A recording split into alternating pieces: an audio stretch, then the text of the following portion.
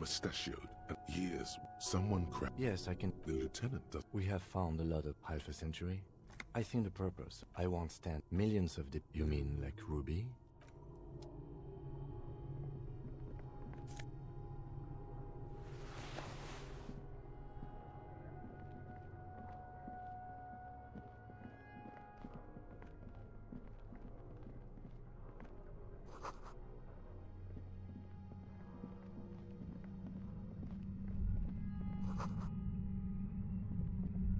You feel. No, I don't feel it. No. It's not a quib. He trusts your gut feel. Possibly. Once we did. You will keep calm. I live that. He just can't. If you must. Well, if you can't. I think I. Or maybe. Suddenly, your entire body is paralyzed. Aggressive white noise fills your skull. A strange pain, like you've never felt before. It's like 1,000 radio stations are being blasted into your head all at once. But her words are the only ones you can make out. I know you're feeling pretty uncomfortable right now. Don't move too much or fight it. That'll just make it worse. Can't say it's a pleasure, officer. I was really hoping not to make your acquaintance. But here we are.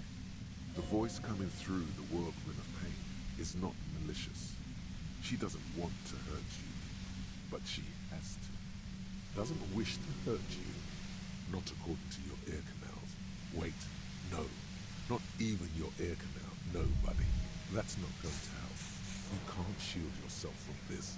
It's an entirely new type of experience.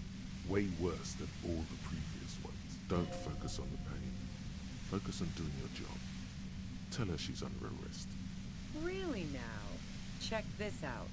You're overwhelmed with a new surge of violent static. It feels like a blood vessel exploded in your brain. I'm using a pale latitude compressor. You and your partner have been caught in its field. The explosion of static you're hearing is the ULAN frequency. Saw my equations? You've been sniffing through my lorry, right? I expected as much. I am a bit surprised you knew what you were looking at. A pale latitude compressor is used to sort of make the pale more manageable. With a lot of these, you can force a radio signal grid on the pale, literally crunch the distance across it. Signals are relayed across a series of repeater stations fixed to buoys. Not a fun job manning those stations. All alone out there in the pale, people lose their minds in just a few years. Sounds like she knew someone who used to man one of those stations. But she won't tell you about her. Boy, you're one empathetic police officer to have guessed even that right now. So, what we are experiencing is a concentration of radio waves. Precisely.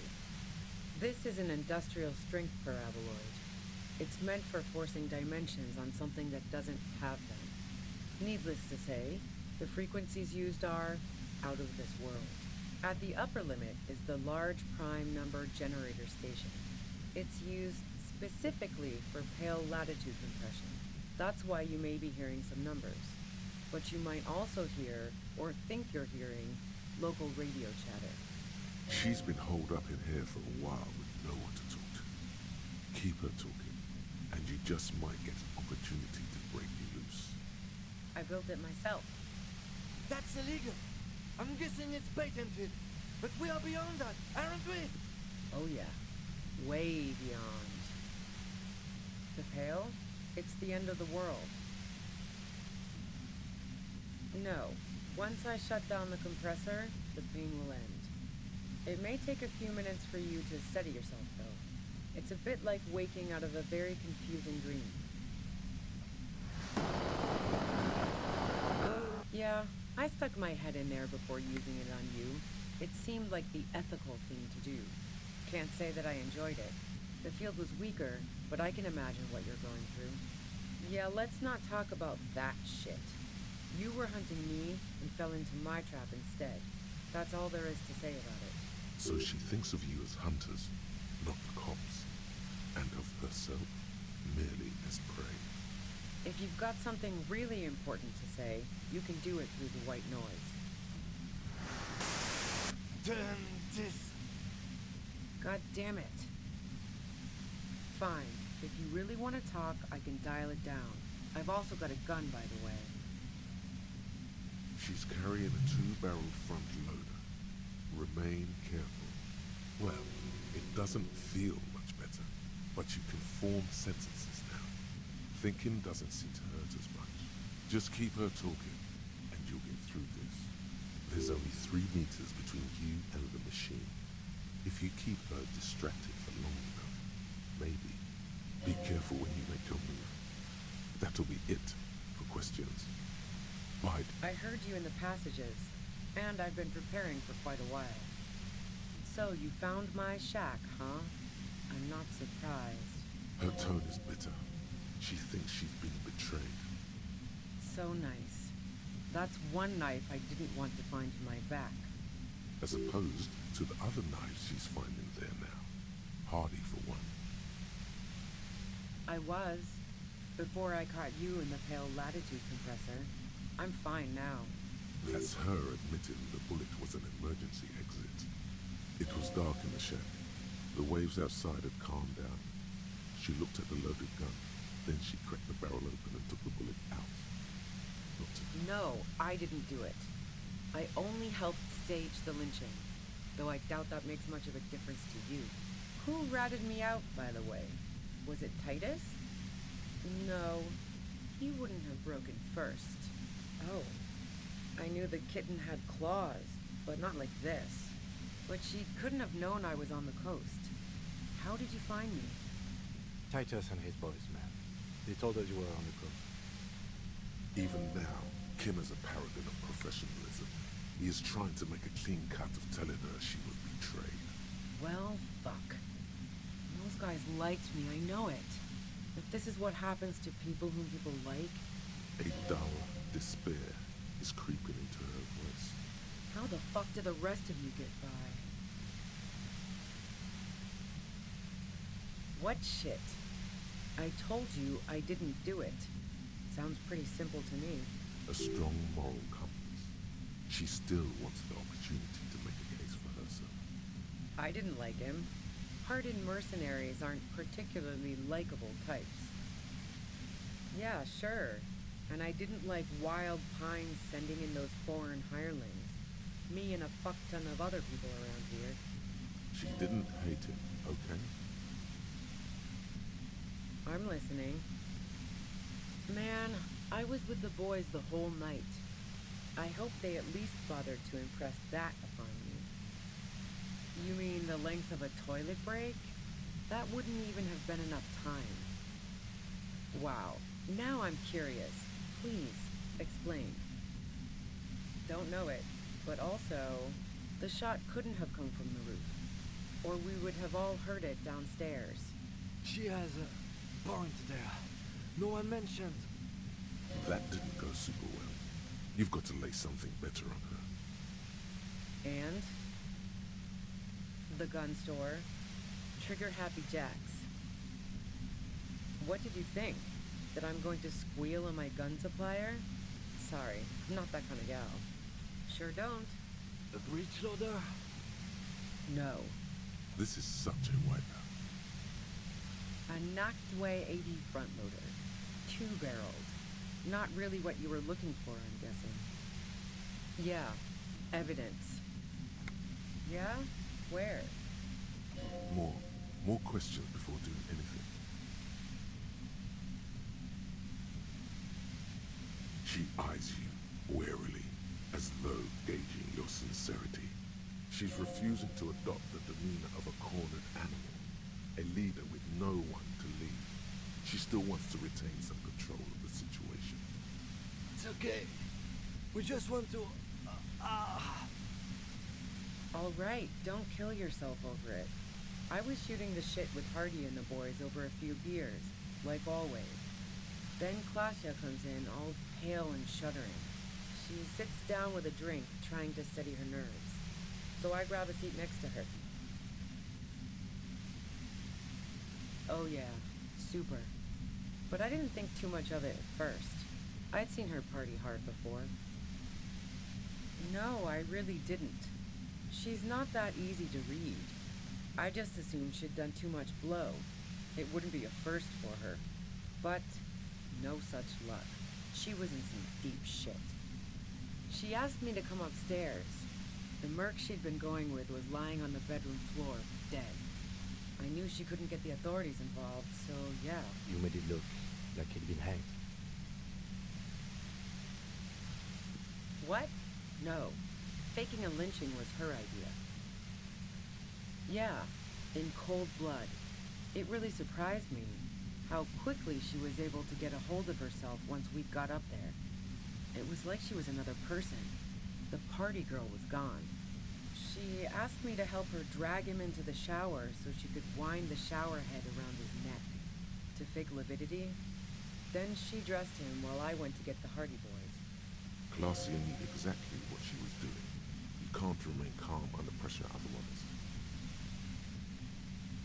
Yeah, I wasn't sure whether to admire her or be disturbed.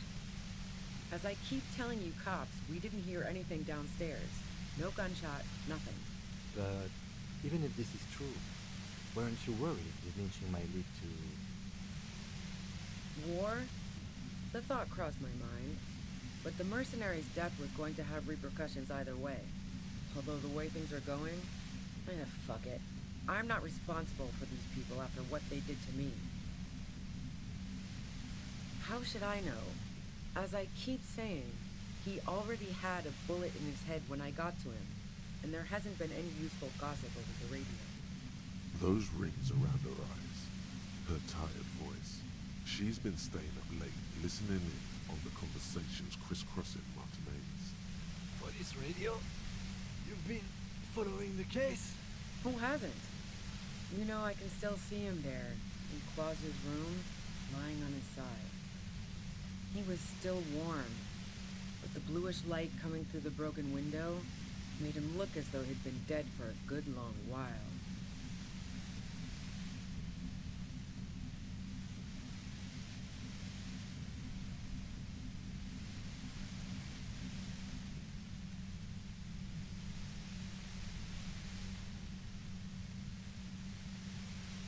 I saw you roll into town. I wasn't about to stick around for questioning by a goddamn La Puta Madre agent. Yes, you. Everyone says you're his peon, his human can opener. Through the sudden sharp pain in your head, you hear the lieutenant mumble something to him. Fucking hell. And why me? You hear through the white noise. It's especially bad suddenly. Felt like a vein exploded.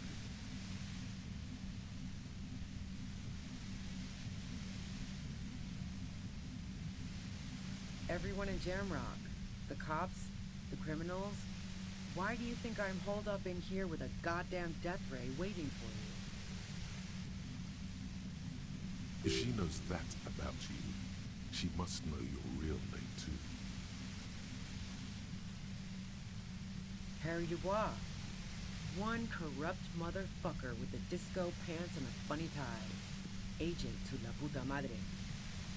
So she knows your name. That doesn't mean you're on the tape. Criminals make up bogeyman stories about cops all the time. All of this just means that you're effective.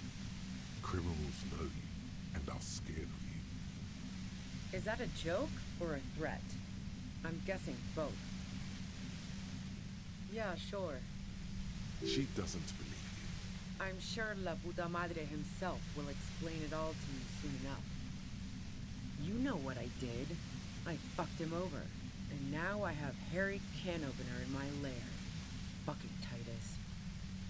She's not going to change her mind that easily. She still perceives you as a threat. Wait, one thing. Possibly small, but she said you rolled into town. Was that you singular or plural? She might know something. Yeah, you had your death squad with you. What happened to them anyway? Well, it wasn't this scrawny dude. You had two guys and a lady. The guys looked pretty buff. Lady wasn't bad either. One of the guys seemed chipper, a blonde. The other had a brooding something or other about him. And the woman was the only one in uniform. All were carrying. That sound about right?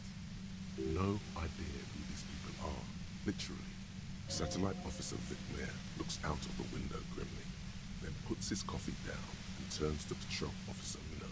We can either take a room here in the Whirling or go home for today. Let's go home, Jean. Nothing's going to happen today, she responds quietly. Jean takes his blonde wig off. Call Heidelstein. He can give us a ride. Friction, lock. Fantastic. I've got to get on the road. Then you can go find your friends. Unless you have anything pressing to ask me. What bunker? Don't know anything about it. No one's been around since I set up camp. But I'm sure I'm not the first vagabond to...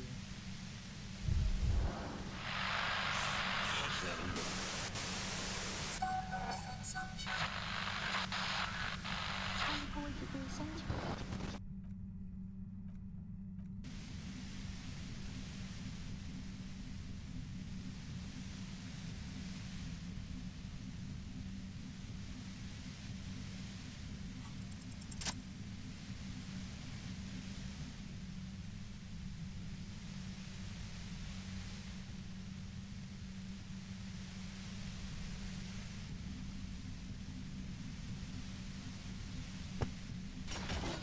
You did it. The compressor lies broken on its side. It's quiet in your head again. It still hurts like hell, but... All good, officer. Be careful. She looks at the machine, assessing the damage. Her hand trembles. Oh, fuck it.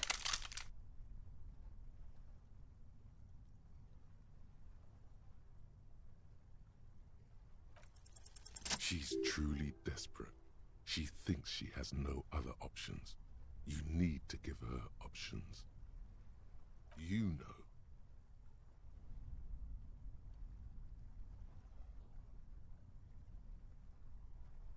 This is how you talk her out of it. It's the only scenario in which she lives. She stares at you, frozen, the gun still in her mouth, eyes filled with dark intensity. Then something shifts in her. Gratitude, doubt. She's still ready to go. Day of miracles. I'll take it. She runs past you, then past the lieutenant, and disappears into the darkness of the tunnel. Good call. I would have done the same, had I not been incapacitated. He couldn't take it like you. It irks him. Then he gets over it. Her tent. We should check it out.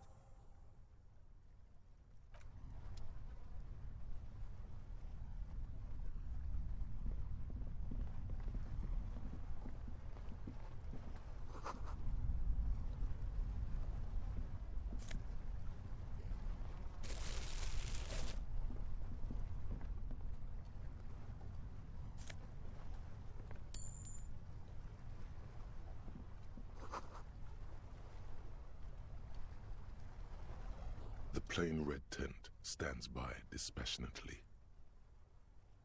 The tent looks old but well maintained. In the darkness of the tent, a rolled up sleeping bag, cooking utensils, some books, and a kerosene lamp. It reeks of cigarettes. Assorted soft covers, mostly pulp horror. A motor carriage lies buried in the snow on one cover. On another, a ghost airship. You also see a collection of radio enthusiast magazines. See anything? Rager Monthly, Journal of Material Science. More Technological Digest. One of the magazines doesn't have images on the cover. It's not a magazine, it's a leather notebook.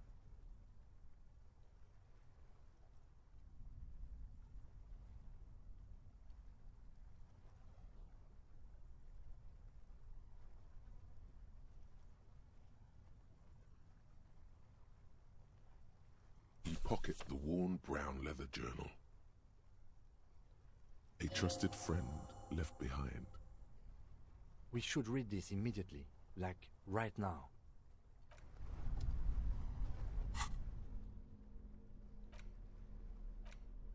A thick journal. The cover is worn like someone used to carry it around in their back pocket. It's made of full-grain leather. The lower left corner of the back cover sports an embossed brand name, Schneller. Schneller is a stationery brand from Gottwald, beloved among architects and engineers. She's got good taste and must have taken whatever she recorded here seriously. The journal falls open. About 2/3 of its ruled pages have been filled. The large cursive of someone who writes quickly and confidently, perhaps too confidently. Many phrases and even paragraphs have been crossed out, with tiny corrections scrawled above and in the margins. It's a mix of logistical notes, diagrams, and personal reflections, all dated. It's good she left in a hurry. We could learn a lot from this. Hard to tell exactly. It's mostly noted down in code. Looks like contact information, quantities, directions. There could be useful information about local operations in those notes. We have a junior sergeant at my station who's good with codes. I can give this to her after we finish this. Esoteric radio technology. The most recent ones probably pertain to the latitude compressor, sketches, calculations of distance and density. You make out a familiar spiral shape. The first entry is from August 2nd of last year. It reads simply, I know my position is precarious. All I can do is make myself as useful as I can while looking for a way out. Remember, no one is indispensable. Short, wry observations of people and places, probably a way to pass the time on the road. Also, what appears to be attempts to sort through some difficult decisions. There are a few passages with many questions in them.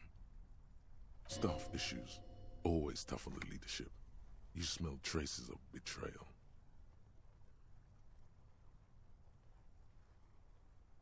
Nothing on March 4th.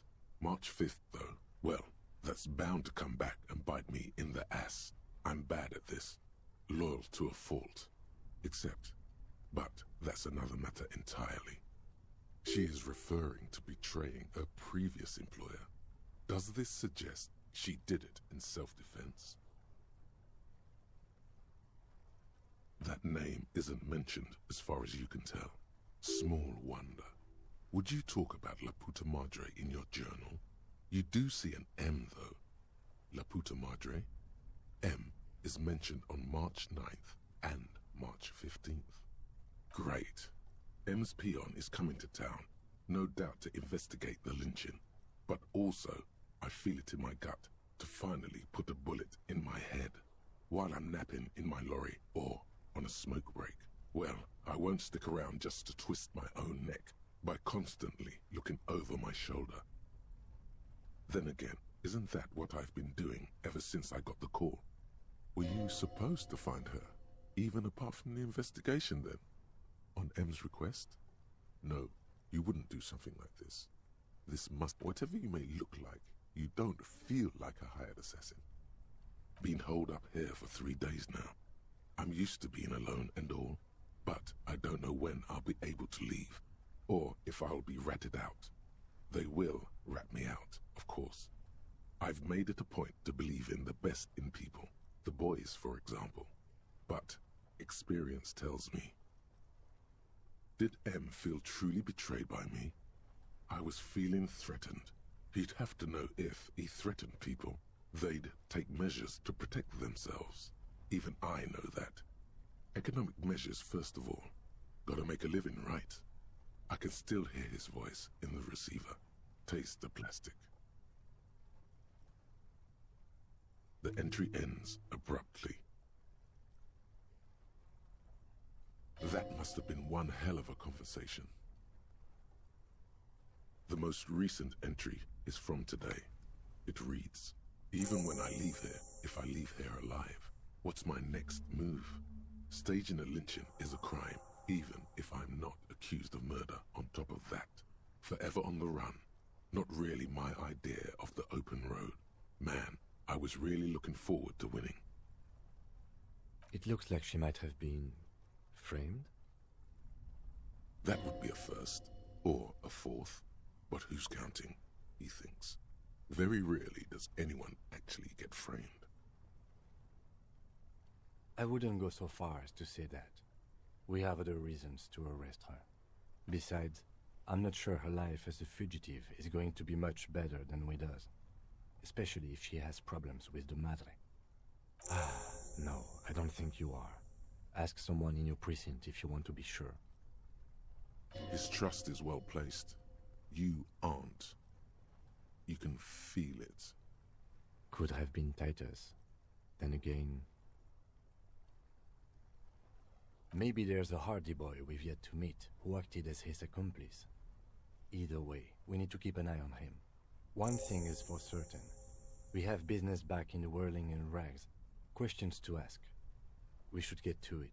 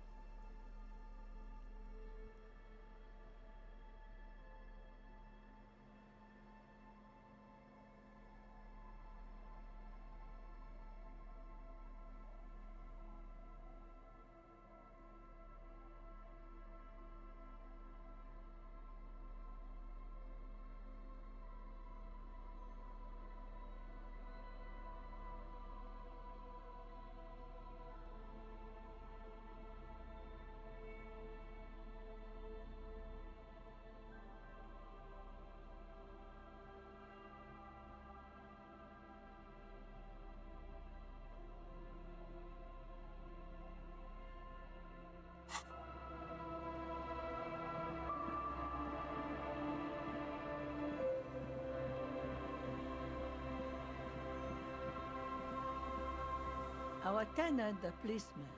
I hope.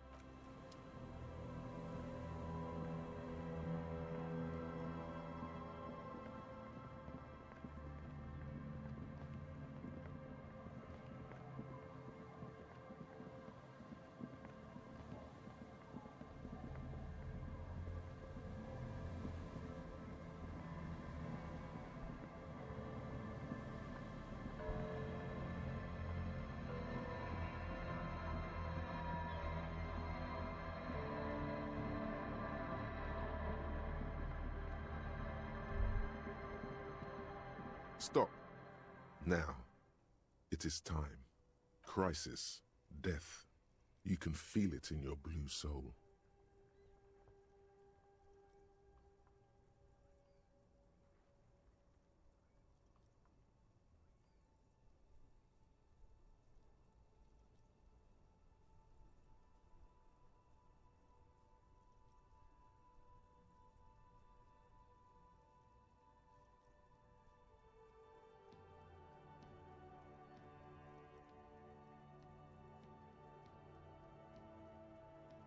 Be prepared. Make sure you have your pepper box in your hand. Your fingers reflexively reach for the Villiers 9mm pistol in your pocket.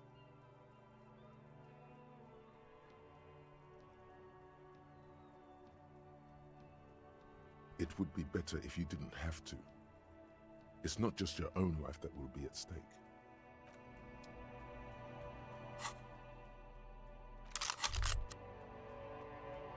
Holding the gun feels natural and satisfying. It's like an extension of your arm, the polished wooden handle almost fusing into your palm. It reminds you of the day you first held it, with fear and respect, hoping you don't have to use it in vain. The sun was out in Jamrock. It was so long ago. The gun, your gun, can be an item of destruction, but also creation. The Villiers-LaSalle art project. Time to shoot some beauty through the heart of Martinaise.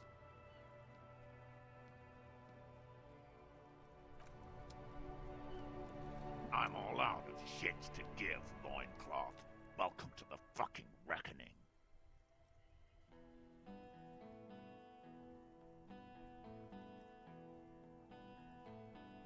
Put your damn gun down. People are gonna get hurt. We need to talk this through, all right? Shut up! You're not gonna talk yourself out of this, loincloth shit fuck. This is the mercenary at the gates. His chest rises and falls under the ceramic breastplate. His fingers reach for the butt of his sidearm. Shh. This is a misunderstanding. Nothing irreversible has happened yet. You can just return to your unit and forget all about this. The Kypt is merciful, willing to spare us if we just forget about our murdered and humiliated commander. I think we should just kill everyone, Courty. You are all drunk. Come to your senses. You won't gun down 7 people in the middle of the street. This isn't a frontier town or a jungle outpost. Easy, Lizzie. Let me handle it. I know guys like this. I'm sure we can come to a peaceful agreement. Ain't that right, fellas? He is facing overwhelmingly superior firepower, and he knows it.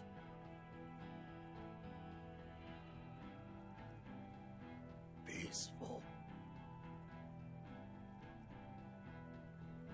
Nest in your abdominal cavity like a little wild mouse. The masked man's words are barely intelligible, but you can hear them. Fuck, there's the third one. How did we miss something like this? The lieutenant is genuinely worried for his life. You should consult him before getting in there. My plan is not to get killed, but we have to intervene.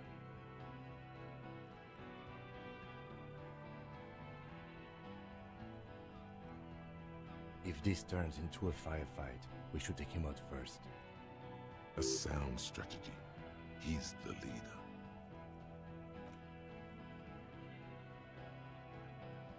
Get lost, comedian.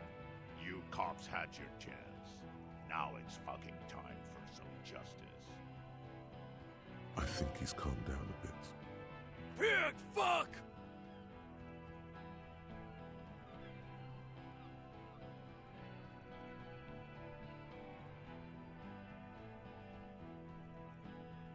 To your left, you hear the lieutenant cock his gun. We're gonna tear right through. I don't give a shit if you're cops. No one is going to kill anyone. Let's just put the guns down and talk like civilized human beings.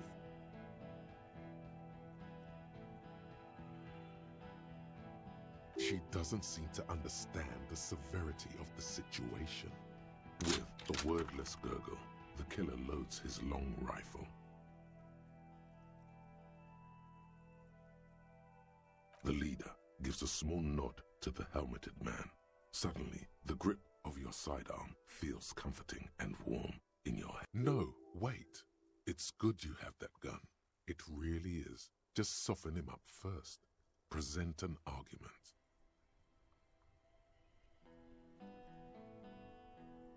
Even if it comes to a fight, it's always a good idea to drag it out first. Get under his skin. Peace. Always peace. It has worked thus far. Start with the first idea you have, then move down from that. Please.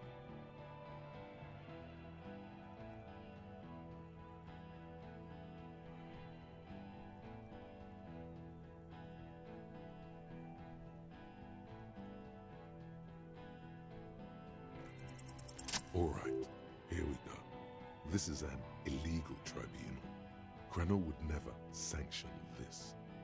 Who's the commanding officer? Take your pick.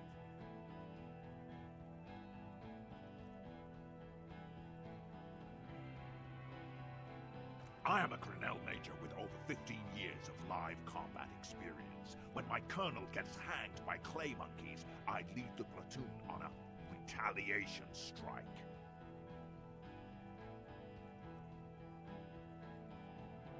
Nah, I just have the biggest gun. Technically, the other man has the biggest gun, but we're beyond that now. King Reaper. You're right, but you see, I want it to end in bloodshed. Easy now. Tell them these men didn't do it. There's a peaceful way out.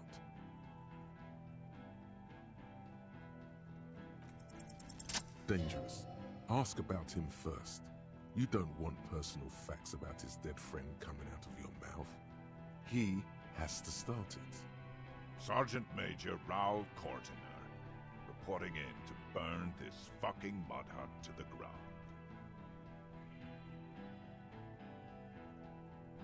As he moves, the interlocking pieces of his armor click, softly. Click, click, click. The realization comes to you, like a picture puzzle coming together. His name is Raoul Cortiner. The dead man's name is Elise Cortiner. He's brothers with the deceased. No, probably foster brothers. Elise was put into a foster home, remember? For killing, maiming, and humiliating our commanding officer. We're all sentenced to death by lead. He sways from left to right, inspecting you. He wasn't my fucking brother. We just grew up on the same farm and got beat into place by the same sick fuck. Same fucking mud hut town, too. Okay, good. Who? Laylee. We researched him. We contacted the ICP and looked at his birth records. That was in there. And other things. They fucking put Laylee in a leaf compactor, and now these cunts finished the job. It's a mindfuck, Corty. He wasn't put in a leaf compactor. They're making it up to fuck with us. Major, permission to. Open fire. We can't have that. Interfere now. Baby blue, yeah. Like someone fucked up and put a baby's eyes on a grown man.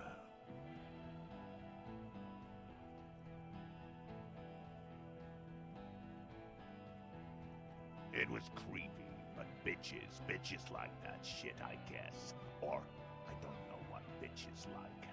I just know how to mow down cloths. Our colonel did what he had to do. It was either one cunt, or 100 of them. Rude here.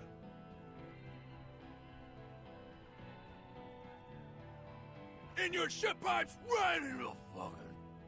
He likes to fire mortars at random coordinates. Wipe out mud huts like that. When he gets bored, Lady knew how to command.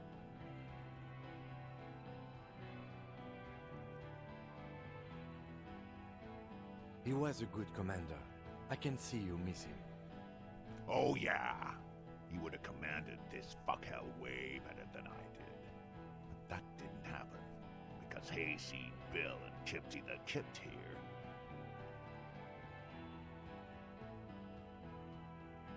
fucking murdered him. Had him stink the village up for 2 weeks after. And you fucks did nothing. Listen, man. We told you we... Told us what? What did you say? Who said that? Tattoo fuck. You'll die first. Fuck do you mean, talker? We've heard testimony. People say he was charismatic, a nice guy to be around. Yeah. He liked to chat up the natives. Share leaflets.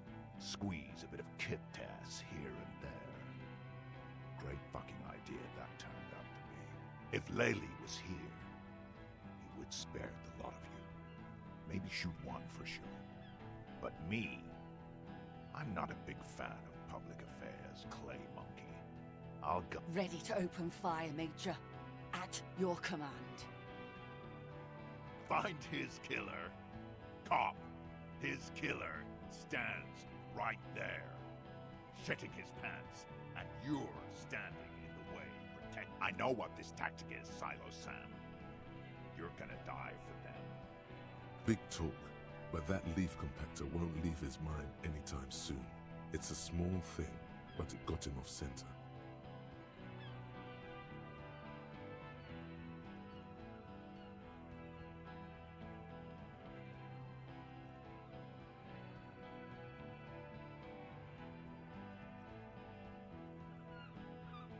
Who the fuck is that? Glacia, the woman upstairs, where is she? She left! She left! Her room's cleaned out! Right before these assholes showed up! We should have arrested her. You can feel how upset he is with himself. Just for a second. Then the fear takes over and he's... Hey, Bushman! Your little cunt isn't gonna help you out of this one! She's gone. Forget about it now. Concentrate on this. For God's sake, tell him the Hardys didn't do it. Present a case. Yeah? Who did then? How fucking convenient.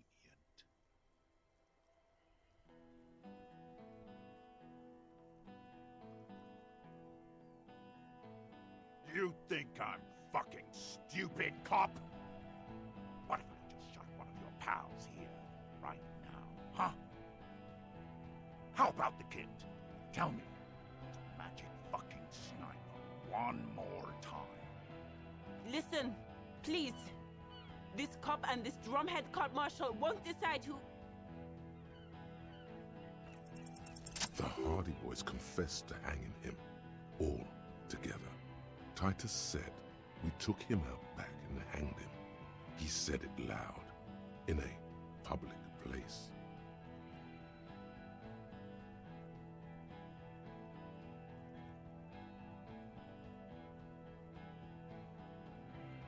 You're lying. DePaul heard it. You heard wrong. She and these men have been helping us find the shooter.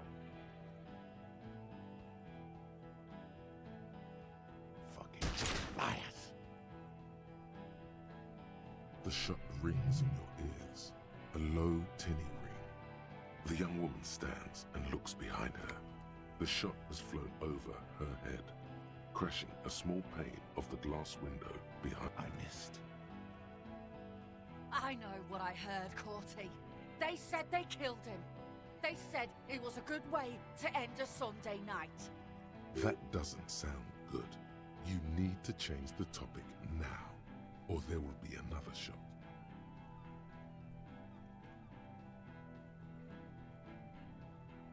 Rude.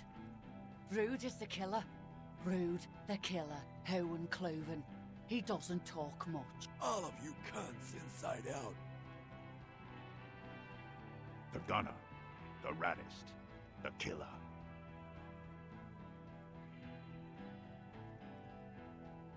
What do you think he does? Smart loincloth. He fucks natives up. Soldier of the apocalypse style.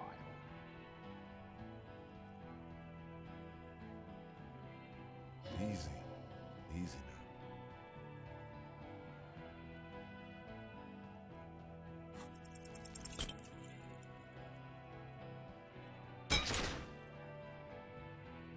A small explosion expels the bullet from the chamber. With a puff of smoke, it hits the man square in the chest, producing a soft clicking sound in the armor.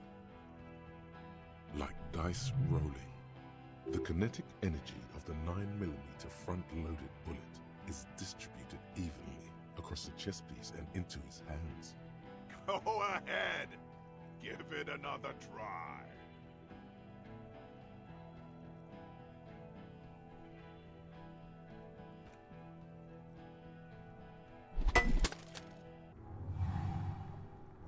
Kill him.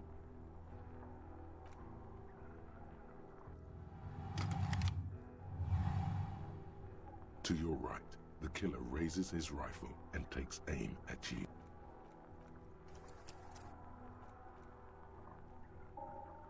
An Easter AR-FA-7, built for taking out light armored vehicles.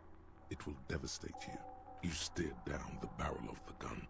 You see Rude's mask behind it, his eyes in the slit of the helmet. Like God, you're so frail. Too frail to think further. From the corner of your eye, you see the lieutenant raise his pistol and aim it at Rude.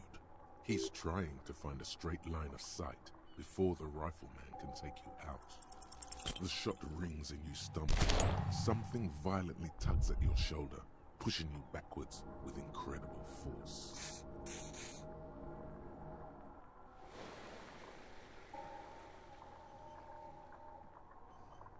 A volcano of burning pain erupts from your left shoulder. God, please. He's aiming for the eye slot in Rude's helmet. An extremely difficult shot. He has to. The rifleman will fire at you again. Then, 2 shots ring, and you hear a scream. But you're too hurt to see who got hit. Glenn, dying in a puddle of blood behind you. His mangled torso has 2 gunshot wounds. Blood gushes out of them like, oh God, watch out. You see 2 cold eyes looking at you through all the smoke and panic, and a pistol raised, aiming at your chest. A look of happiness. His eyes seem unnaturally bright, shining like stars. Something in the fear must distort him somehow. He is evil, and the end.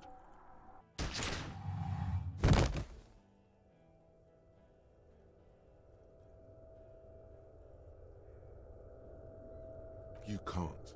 There is no time. Something inside your pelvis explodes. The pain is too immense to scream. It pushes the air out of your lungs. Nothing. A persisting darkness. Dancing lights of pain. Distant shadows cast by them. You're bleeding out.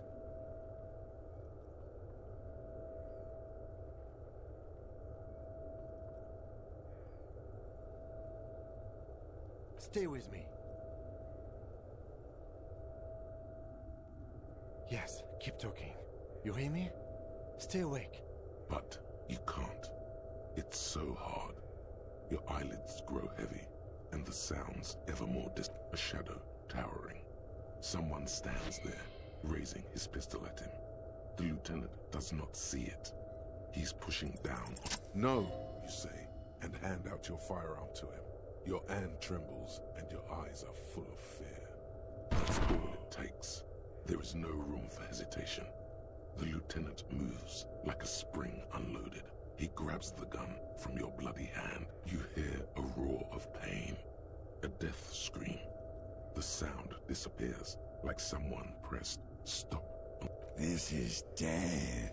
One more door, baby. One more door. The fight? There is no fight. The fight. He's not taking it. His body is not taking it. And rotting. And being disinfected. And smelling. He can't go. Not before the case is solved. There is a radio in the distance. A radio of the world. Playing sound. Hours turn to days. Soon we will get up. The engine of a Caprice Kinema. No, it was him. He is the infernal engine. Can't you see? He never stops.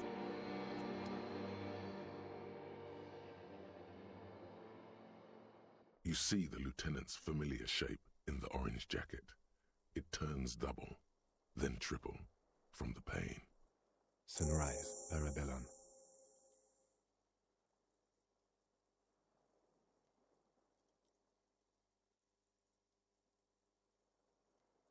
What happened?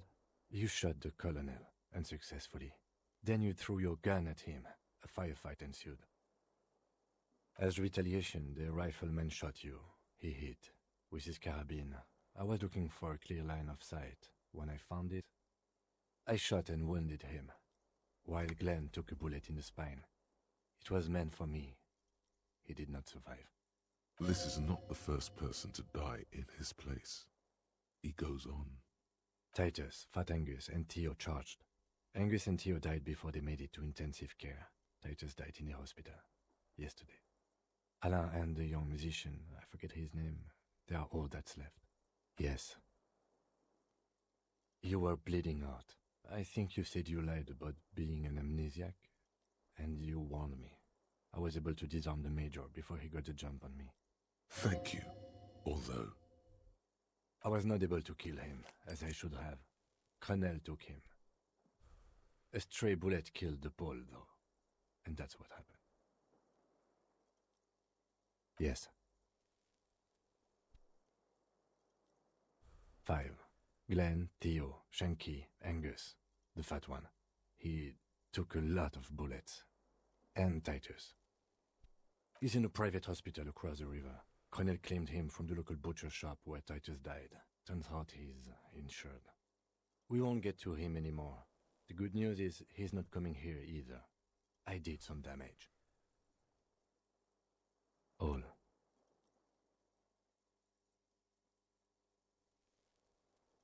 Yes, officer.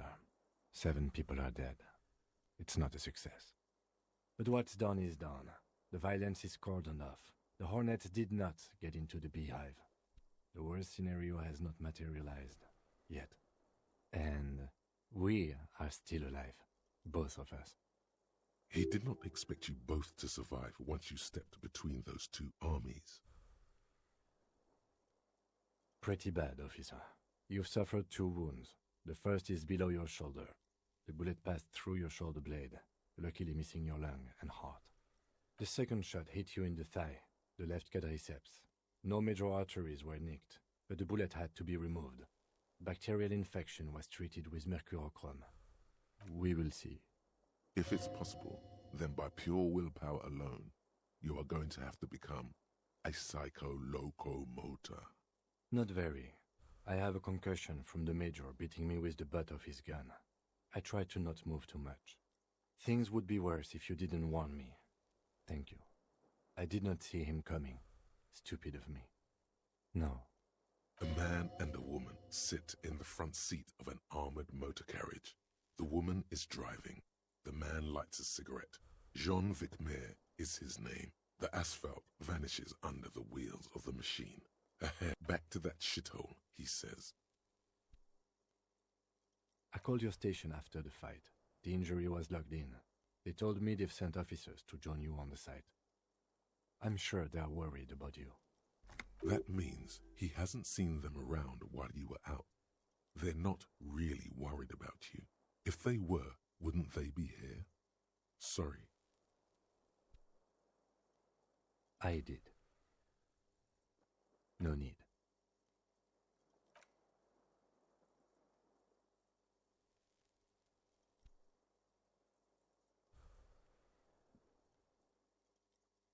Easy now. How are you?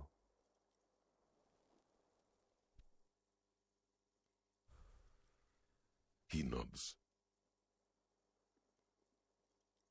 I honestly don't know.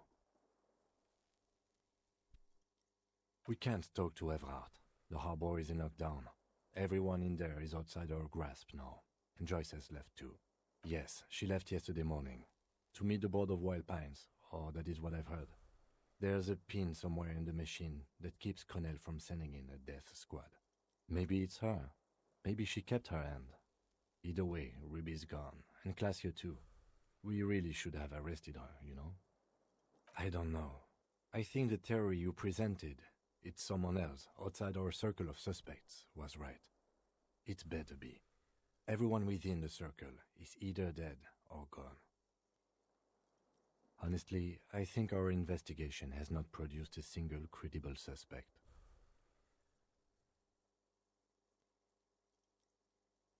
I don't know. That's been there for years.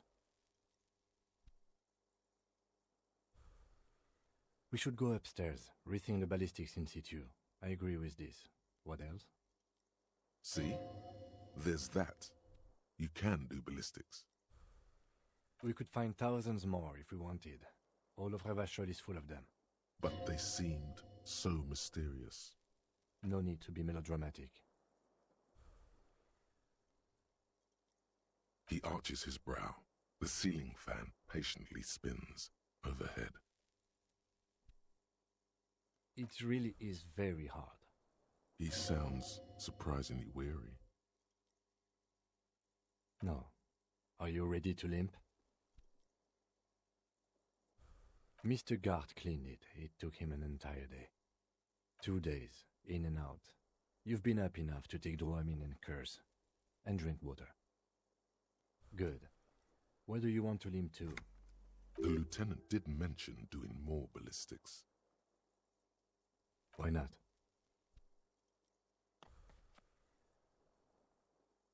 Another look at the window, perhaps? The one he was shot through. I don't know. I can't think of anything better.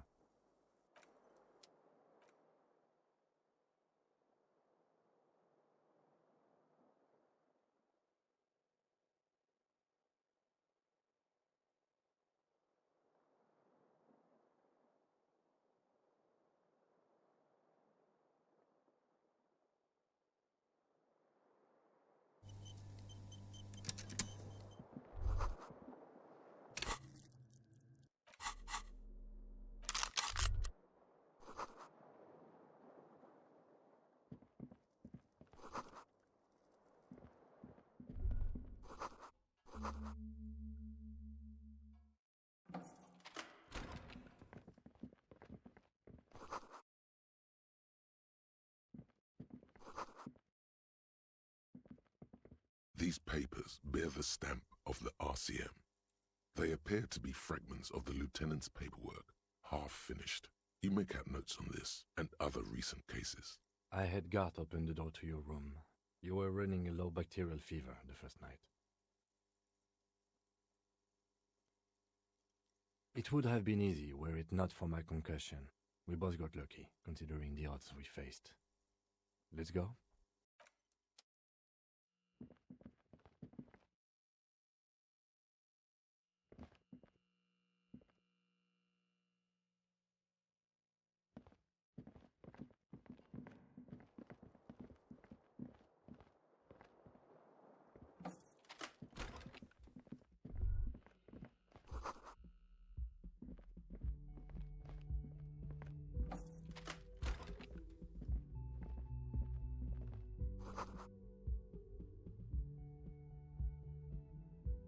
Next to the stack of bills, you see a note, a few lines jotted down in large, uneven handwriting, just as the writer was about to rush out the door.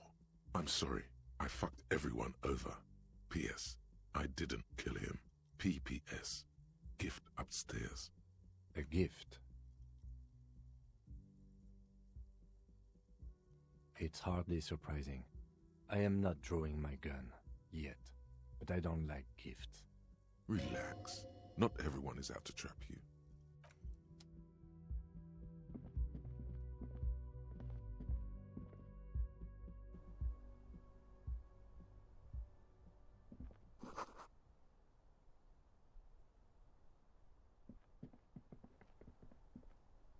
You see the same two neon-lit shapes, a man and a woman, only now a red thread bisects the room, pointing from the antenna outside to the cupboard on the wall.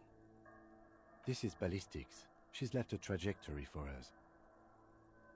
A ray of backward motion explodes from his mouth to the roof outside, A prime, to then widen into a radius of locations in Mart. It suggests the bullet came from the extreme upper quadrant of possible angles, from a point beyond the roof, B triple prime. The island in the bay. Unless she thinks the perpetrator was standing on the ring antenna. That is where the thread seems to point. She was there that night. She would have known precisely where the bullet hole was in the glass. She had a long time to think about it after, standing on that roof, staring. It also looks like there may be more to her skill set than we know. The question is, should we trust her? I find that hard to believe, but at this point, what difference does it make? So it is. For a second he seems tired.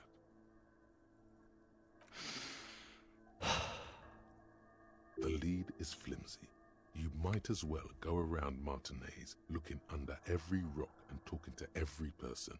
But what else is there? Okay, let's go to the fucking island. How do we get there? Joyce Messier had a sloop, but she's gone. Ah, yes, of course. The village. Let's go. A red thread runs through the neon-lit shapes.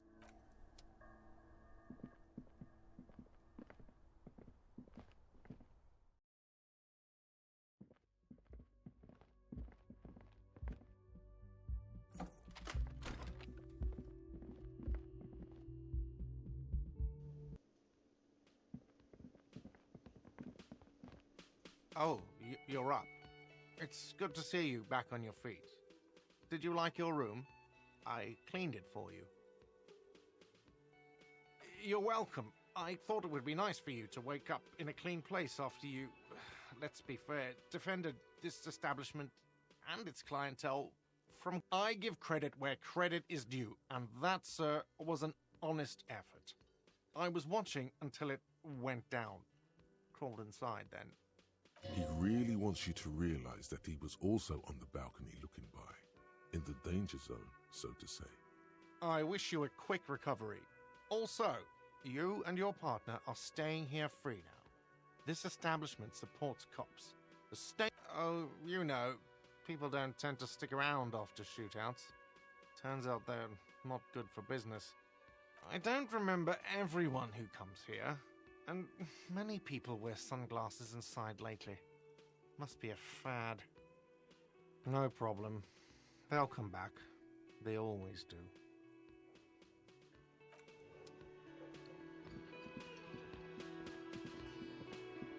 Hi again, gendarme. Bye-bye, gendarme.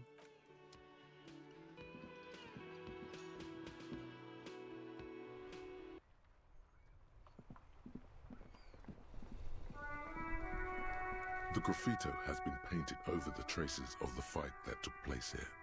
It smells of blood and heavy fuel oil. This was Cindy the Skull. The lieutenant crouches, touching the fuel oil with his finger. Looks like it, yes. This is still fresh. It wasn't here yesterday. And blood. Some of it is even yours. Heavy fuel oil. Isn't that flammable? Okay. Sorry. Whew. Close call.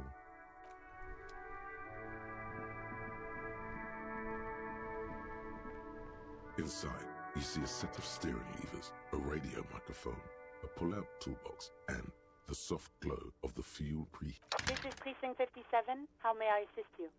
Something is wrong. Only static hisses through the speaker. No reply.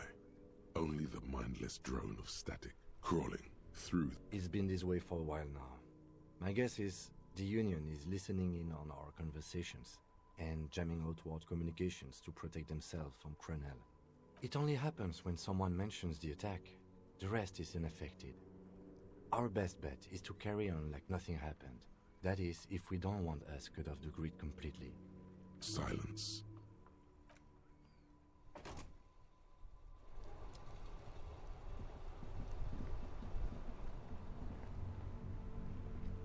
Officer, care to play a game with the lonely old man? Actually, never mind. Wouldn't be the same. The prick is gone. I can barely believe it. But he's really gone. Hell, most likely. He was an absolute cunt. Oh, he would have liked that. Violent lives ending violently. That's how he wanted to go. Sadly, it was not the case. His hungry little heart finally gave out. The dock workers found him in the guard booth this morning.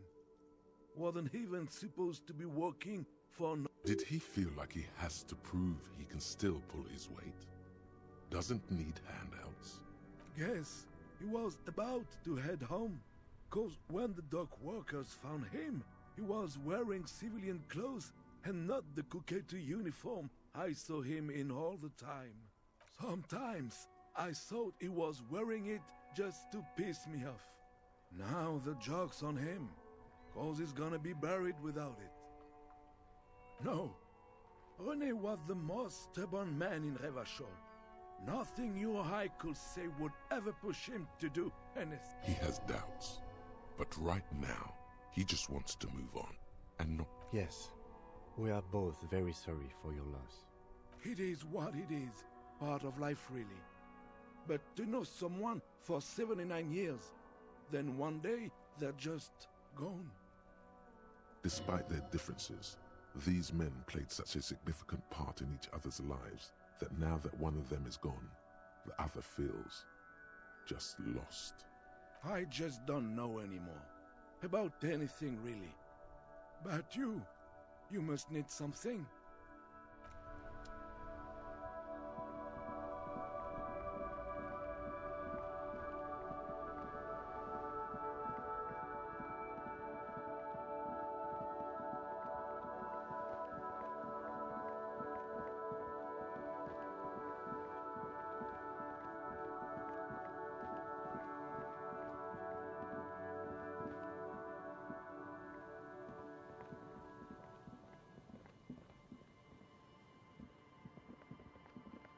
The trap is poor things.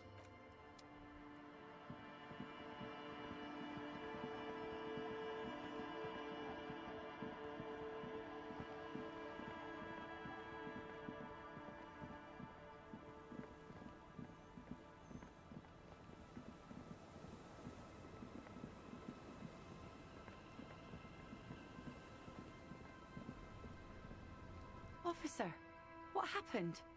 You're wounded. Why are you wounded? You look terrible. She sounds almost disappointed with you, reprimanding you for falling and hurting your knee. Look at you, you can barely walk. Is this from the shooting in town? We heard gunshots. Not that we don't hear gunshots all the time, but they were closer than usual. There was an exchange of fire on Rue de Saint-Guylaine. It's nothing to be worried about, madame. That's nothing to brag about, officer. It's not serious. He'll be okay. Of course. Can I help you with something? That won't be a problem. It's wind still and the tide just dried. We've got 2 days of relative sunshine ahead.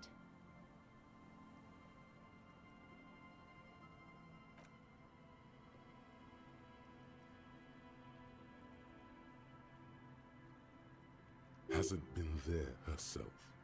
Who has then? My husband used to drink there. Him and his drinking buddies. Always seemed like a bad place to drink to me. People died there during the landing, you know. My mother told me. This must be one of the many fortifications that was used in the dying days of the revolution against coalition forces before they took this city. The kids sometimes go there too. I know they do, on rafts. I tell them not to, but they bring back old bullet casings and such. The twins. God forbid they bring the girl along on some rickety barge. Can we maybe ask your twins about that place before we go? Would that be alright? Be my guest. They've a strange way of talking. See if you can get anything useful out of them. I seldom do. Well, most of it's sunken. Underwater. That means concrete underwater. Cut your boat if you're not careful. Aye, aye, Captain. If you promise to bring it back, and no scraping the hull, I just got it nice and yellow, and no drinking on the boat, and no joyriding either. Of course, ma'am. It's only for a day or two. Official police business. Aye. The crow's feet disappear from the corners of her eyes as she smiles at you. Please be conservative with the fuel, will you? Just filled her up, but it's a small tank.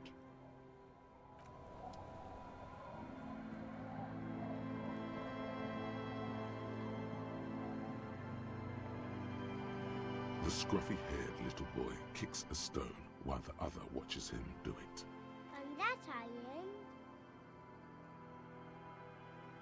That's, nothing? It's just a seafort and some plants. You can take a raft there, it's great. And we make a fire.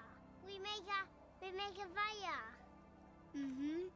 Gather the sticks for the fire. And bullets. Or not real bullets, empty bullets. Bullet shells. There are a lot of them left over from the war, but this could be important. They're alive. The fire guy comes and asks us to put the fire out. They must mean a human being on that island, but it's cut off. No. Yes. Let's go with yes. Because he asks to put the fire out. I don't know. He doesn't like it. He don't like people to be there. You shouldn't go. Yes. I don't know. Did you mean there are electrical lights? Yes. No, he doesn't live there. No, he lives there. Been there twice, 2 times. He doesn't live there. He isn't there sometimes. Anything else? What does this guy look like? I don't know. We ran. He just yelled we shouldn't be there. Our father killed himself. Don't say that, he didn't. I don't know. Doesn't even have anything to do with this, you. Father isn't the fire guy. The two things are unconnected. Your question didn't make sense. There's Lights, fire guy. We should check up on that island.